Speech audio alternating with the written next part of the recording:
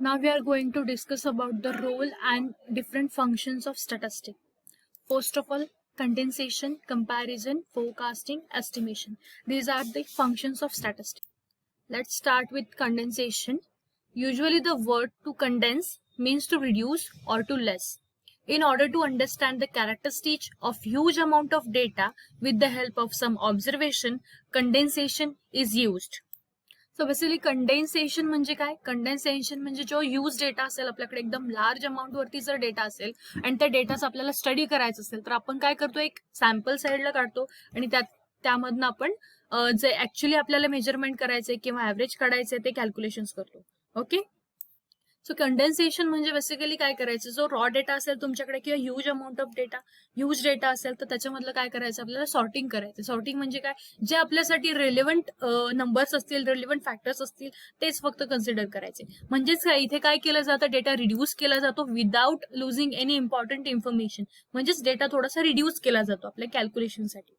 Okay, the data is summarised precisely without losing any information to do further statistical analysis. आपल्याला अजून analysis करायचंय, statistic अजून perform करायचं आपल्याला, but before that condensation is necessary. जर raw data असेल तुमच्याकडे, ह्यूज अमाऊंट ऑफ डेटा असेल तर त्यामधलं कंडेन्सेशन करायचं म्हणजे तो डेटा रिड्यूस करायचा without losing any important information.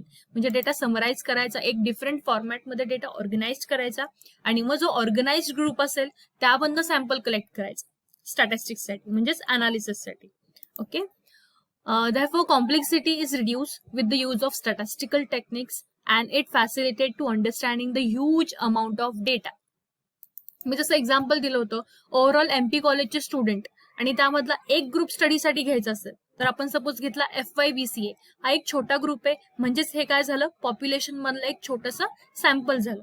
बरोबर, मग ह्यासाठी काय करतात, कंडेन्सेशनची मेथड यूज केली जाते. म्हणजेच काय, डेटा रिड्यूस केला जातो, पण एखादी इम्पॉर्टंट इन्फॉर्मेशन असेल तर ती इन्फॉर्मेशन लॉस नाही झाली पाहिजे याची काळजी घेतली जाते. So that is data condensation. Okay, data reduce केला जातो स्टडी पर्पजसाठी किंवा अनालिसिससाठी. ओके, मग स्टॅटिस्टिक्स मध्ये अजून फंक्शन्स काय येतात, नेक्स्ट कंपॅरिझन. मी तुम्हाला मागेच म्हटलं, कम्पेअर करायचं असेल तर ते टू सिमिलर थिंग्स मध्ये कंपॅरिझन केलं जाईल. ओके, आता कंपॅरिझन करायचं म्हटलं तर FYBCA चा एक स्टुडंट आणि परत FYBCom चा स्टुडंट असं घेऊ शकता. ह्या डिफरंट डिग्रीमध्ये तुम्ही कंपॅरिझन करू शकता कारण तुम्ही सगळे FY चे स्टुडंट आहात, फर्स्ट इयरचे स्टुडंट आहात. तसं कंपॅरिझन तुमचं FY आणि SY मध्ये कंपॅरिझन होऊ शकत नाही कारण ते ऑलरेडी एक स्टेप तुमच्या पुढे असणार आहे. ओके, त्यामुळे कंपॅरिझन हे कोणत्या पर्सन मध्ये केलं जातं, जे सिमिलर लेवलमध्ये असतात. Okay, let's see. The data is condensed with the use of two statistical techniques which is known as classification and tabulation. Okay, मग डेटा कंडेन्सेशन कळालं. डेटा कंडेन्सेशन मध्ये काय करतो आपण, जो डेटा असेल, अवेलेबल डेटा, रॉ डेटा असेल आपल्याकडे, त्यातनं आपण काही डेटा जे सिलेक्टिव्ह डेटा असेल तो साईडला काढतो. मग तो साईडला काढतोच म्हणजेच काय, तो डेटा थोडा रिड्यूस करतो आपण. मग रिड्यूस करताना कोणत्या टेक्निक्स यूज केले जातात, तर हे दोन टेक्निक्स यूज केले जातात, classification and another is tabulation. Okay, these methods help in the data comparison collected by various sources. मग ही मेथड्स कशासाठी हेल्प करतात आपल्याला, डेटा कंपॅरिझन करण्यासाठी. क्लासिफिकेशन बेसिकली काय होतं, क्लासिफिकेशन म्हणजे आपण डिवाइड करतो असं आपण म्हणूयात. ओव्हरऑल MP कॉलेजचे स्टुडंट त्याच्यामधनं डिवाइड केले की FY ला किती आहेत, HY ला किती आहेत आणि मग TY ला किती आहेत. हे काय झालं, क्लासिफिकेशन झालं. राईट, मग कंपॅरिझन करायला आपल्याला इझी होईल. FYचं कंपॅरिझन हे FYच्या स्टुडंटशी होईल, SYचं SYच्या स्टुडंटशी होणार. बट बेसिकली ह्याच्यासाठी म्हणजे कंडेन्सेशनसाठी ह्या दोन टेक्निक्स यूज केले जातात स्टॅटिस्टिक मध्ये, classification and another is tabulation. For the comparative studies various techniques are used such as grand totals, measures of central tendency, measures of dispersion, graph and diagrams etc. म्हणजेच मग हे comparative स्टडीसाठी म्हणजेच काय, comparison साठी आपण कोणत्या techniques use करू शकतो. मग त्यासाठी आपण ग्रँड टोटल घेऊ शकतो. ग्रँड टोटल म्हणजे स्टुडंटची टोटल, की एका पर्टिक्युलर डिव्हिजन मध्ये किती स्टुडंट आहेत ही ग्रँड टोटल असू शकते. FY ची ग्रँड टोटल, SY ची ग्रँड टोटल, TY ची ग्रँड टोटल. ओके, हे ग्रँड टोटल घेऊन आपण कंपॅरिझन करू शकतो. Then measures of central tendency. मग मेजर्स ऑफ सेंट्रल टेंडन्सी मध्ये मी तुम्हाला सांगितलं, कालच सांगितलंय, मेजर्स ऑफ सेंट्रल टेंडन्सी मध्ये 3 फॅक्टर येतात. एक म्हणजे मीन, मेडियन अँड मोड. हे 3 टाइप्स बघायचं तर आपल्याला ह्याच्यावरती कॅल्क्युलेशन्स पण आहेत, बट बिफोर दॅट थिअरी समजून घेऊयात. सो क्लासिफिकेशनसाठी measures of centre tendency use करतात. त्याच्यामध्ये 3 मेजर्स आहेत, mean, mode, median. Okay, then next measures of dispersion. Measures of dispersion मध्ये पण स्टँडर्ड डेव्हिएशन हा एक फॅक्टर येतो. Next graph and diagrams. Graph आपल्याला सगळ्यांना माहिती आहे, हिस्टोग्राम असेल, बार ग्राफ असेल, लाईन चार्ट असेल, हे सगळे ग्राफ आणि डायग्राम्स मध्ये येतात. सो डेटा कलेक्ट करणं आणि डेटा क्लासिफाय करण्यासाठी, or we can say data compare करण्यासाठी या टेक्निक्स यूज केले जातात. Right. For example, if rice production in 2 different districts of Uttar Pradesh is known, then it is easier for comparative study between them. It means जेव्हा तुम्ही rice production असेल एखाद्या to different district, वेगवेगळ्या district उत्तर प्रदेशमध्ये, एक state घ्या, त्या स्टेट मधले वेगवेगळे डिस्ट्रिक्ट असतील. सपोज इथे आपण 2 डिस्ट्रिक्ट कन्सिडर केले. ओके, मग त्या 2 डिस्ट्रिक्टमध्ये पर्टिक्युलरली राईस प्रोडक्शन किती होत आहे किंवा कोणत्याही गोष्टीचं प्रोडक्शन किती होते पर्टिक्युलर त्या सिटीमध्ये किंवा त्या स्टेटमध्ये. सो हे कॅल्क्युलेशन करण्यासाठी आपल्याला काय होणार, ऍटलिस्ट 2 फॅक्टर गरजेचे आहेत. राईट. कंपॅरिझनसाठी कसे हवेत, सिमिलर 2 फॅक्टर्स हवेत. कंपॅरिझन कधी पॉसिबल असतं, जेव्हा तुम्ही FYच्या स्टुडंटचं कंपॅरिझन FYच्या स्टुडंटशी कराल तेव्हा. तुम्ही FYच्या स्टुडंटचं कंपॅरिझन सेकंड इयरच्या स्टुडंटशी करू शकत नाही, बिकॉज ते ऑलरेडी एक लेवल तुमच्यापेक्षा पुढे असतात. ओके, सो कंपॅरिझन हे कसं होतं, 2 सिमिलर लेवलच्या लोकांशी होतं. Right.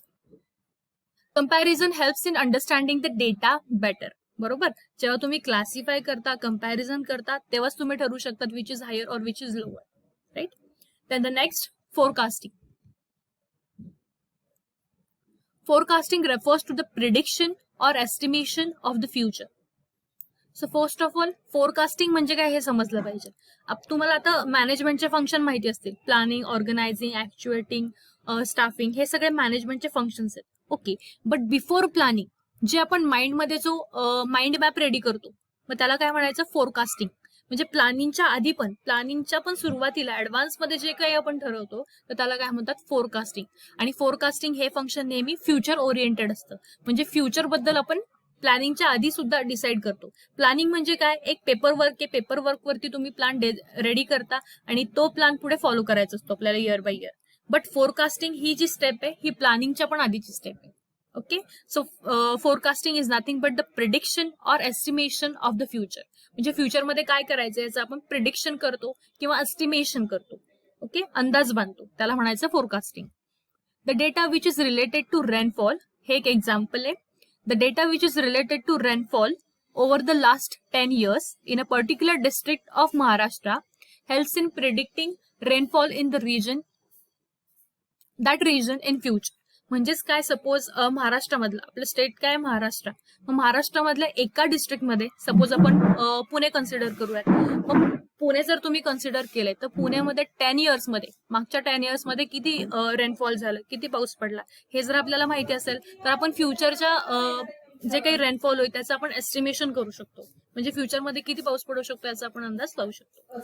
Similarly businesses also do certain predictions related to production, sales, profit, etc. मग बिझनेसमध्ये पण जसं फोरकास्टिंग केलं जातं, आपण फ्युचरसाठी फोरकास्टिंग करतो, तसंच बिझनेसमध्ये डे टू डे ऍक्टिव्हिटीज करण्याच्या आधी प्लॅनिंग केलं जातं.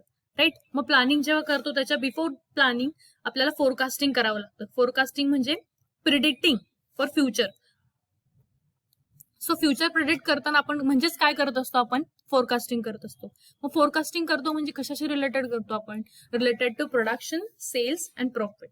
मग प्रोडक्शन, सेल्स आणि प्रॉफिटसाठी आपण ऍडव्हान्समध्ये ज्या काही गोष्टी ठरवतो त्याला आपण बोलतो forecasting. Time series and regression analysis plays a vital role in forecasting activities. Okay, next बघायचं आपल्याला estimation. Basically estimation is similar to forecasting. Estimation म्हणजेच काय, आपण अंदाज बांधतो. Okay, inferences means inferences is nothing but the conclusion. एखाद्या पॉइंटवर येऊन आपण कन्क्लुजन फाइंड आउट करतो, कन्क्लुजन ड्रॉ करतो, त्याला बोलायचं inference. Drawn about the population from the analysis of sample which is selected from the population. म्हणजेच काय, मग हे इन्फरन्स कशावरून काढले जातात, कन्क्लुजन हे कशावरून काढले जातात, तर आफ्टर अनालिसिंग सॅम्पल, जे सिलेक्टेड सॅम्पल असतात त्याच्यावरून अनालिसिस करून आपण जे कन्क्लुजन काढतो त्याला बोलायचं इन्फरन्सेस. मग सॅम्पल कशामध्ये घेतो आपण? पॉप्युलेशन मध्ये घेतो, right. Is the central objective of statistic. Statistical inference can be classified as estimation theory, test of hypothesis, non parametric test, sequential analysis. मग जी कन्क्लुजन आपण फाइंड आउट करतो ते कोणत्या बेसिसवर करतो किंवा कोणत्या टाइप्समध्ये करतो, तर त्यासाठी हे 4 टाइप्स दिले. ओके, एक तर एस्टिमेशन थेअरी थ्रू आपण कन्क्लुजन फाइंड आउट करतो, test of hypothesis, non-parametric test, and sequential analysis. In estimation theory, sample observation are used to estimate the value of unknown population parameter. For example, to estimate the average height of student in a school, the sample of height of 100 student is selected. म्हणजेच काय, overall MP कॉलेजमधनं जर height measurement करायचं असेल स्टुडंटचं किंवा college स्टुडंटचं असेल, तर आपण कोणाचं मेजरमेंट घेणार? एक 100 स्टुडंट किंवा एक FY ची डिव्हिजन आपण सिलेक्ट करू की ज्याच्याद्वारे आपल्याला हाईटचा ॲव्हरेज फाइंड आउट करता येईल. On the basis of this sample the average height of student is estimated, not correctively find. It just estimation. Estimation म्हणजेच काय, आपण अंदाज लावतो फक्त. ओके, मग स्टॅटिस्टिक हे कशासाठी यूज केलं जातं? एस्टिमेशन पर्पजसाठी यूज केलं जातं. Next, test of hypothesis. First of all तुम्हाला हायपोथेसिस म्हणजे काय हे माहित असायला हवं. हायपोथेसिस म्हणजेच काय, आपण एक अझम्पशन करतो. ओके, फॉर एक्झाम्पल आपण बघूयात, FY BCA चे सगळे स्टुडंट ऑनलाईन लेक्चरमध्ये प्रेझेंट असतात का, हा क्वेश्चन मार्क आहे, राईट. म्हणजे हे एक अझम्पशन, हे असतात का, आहेत की नाही, हे आपल्याला अनालिसिस मध्ये कळणार आहे. मग अनालिसिस कसं करणार आम्ही? जे रेकॉर्डिंगच्या वेळी जे आम्ही स्क्रीनशॉट काढतो, तर त्यामध्ये काय असणार आहे? सगळ्या स्टुडंटचे नेम असणार आहे, अटेंडन्स त्याच्यामध्ये असणार आहे. मग हे हायपोथेसिसची टेस्ट केली जाणार. टेस्ट ऑफ हायपोथेसिस मीन्स जे तुम्ही अझम्पशन क्रिएट केलं की सगळे स्टुडंट प्रेझेंट असतात किंवा नसतात, तर ते इथे चेक केलं जातं किंवा अनालिसिस केलं जातं. त्याला बोलतात टेस्ट ऑफ हायपोथेसिस. जे आपण अझम्पशन क्रिएट केलंय त्याचं ऍक्च्युअल आन्सर काय ते फाइंड आउट करायचं. A statistical hypothesis is a statement about some unknown population parameters of a given distribution. The information provided by sample population is basis of statistical hypothesis involved in characterizing a population. म्हणजे पूर्ण पॉप्युलेशनची जे main conclusion find out करायचं आपल्याला, त्याच्या आधी आपण काय करतो? एक इन्फरन्स क्रिएट करतो, एक हायपोथेसिस क्रिएट करतो. Following are the some examples for statement of hypothesis which are tested by appropriate statistical technique. मग हायपोथेसिस म्हणजे काय ऍक्च्युअली, त्याचे एक्झाम्पल्स दिलेत खाली बघा. Weather a certain drug is effective against typhoid favour in a certain locality. म्हणजेच काय, एक हायपोथेटिकल क्वेश्चन किंवा स्टेटमेंट आहे असं आपण म्हणूयात. ड्रग मॅन्युफॅक्चरिंग कंपनीज असतात. ओके, मग एखाद्या ड्रग मॅन्युफॅक्चरिंग कंपनीचा सर्वे करायचा असेल तर तुमच्या समोर पहिल्यांदा हे क्वेश्चन रेडी पाहिजे की जर एखादा ड्रग किंवा मेडिसिन असेल तर ते मेडिसिन टायफॉइड हा जो डिसीज आहे, टायफॉइड नावाचा जो फेवर येतो आपल्याला, तर त्याच्यामध्ये हे ड्रग किती इफेक्टिव्ह आहे हे समजून घेण्यासाठी पहिल्यांदा आपण काय स्टेटमेंट केलं, whether the certain drug is effective against typhoid in a certain locality. एखाद्या पर्टिक्युलर लोकॅलिटीमध्ये हे जे ड्रग मॅन्युफॅक्चरिंग कंपनी त्यांचे जे मेडिसिन्स असतील तर ते टायफॉइडवर किती इफेक्टिव्ह आहे हे टेस्ट करण्यासाठी आपण काय केलं, एक एस्टिमेशन केलं, एक हायपोथेटिकल सेंटेन्स क्रिएट केलं. Whether the production of certain item has increased due to the use of new machinery. It means हे पण एक हायपोथेटिकल अझम्पशन आहे. आणि काय सांगितलं, एखादी जर कंपनी असेल मॅन्युफॅक्चरिंग कंपनी, तर त्या कंपनीचं प्रोडक्शन इन्क्रीज झालंय का जेव्हा तुम्ही न्यू मशिनरी अडॉप्ट केली तेव्हा.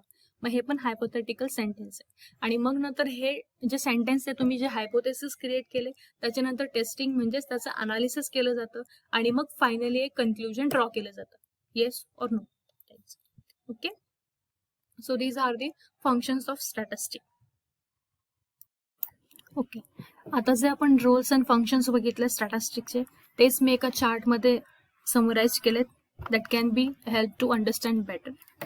ओके, तो चार्टमध्ये मी कसं क्लासिफाय केलंय, फर्स्ट ऑफ ऑल सेकंड ब्रॅकेटमध्ये तुम्हाला दिसतंय सगळे फंक्शन्स लिहिलेत, collection, classification, condensation, comparison, correlation, causation and chances.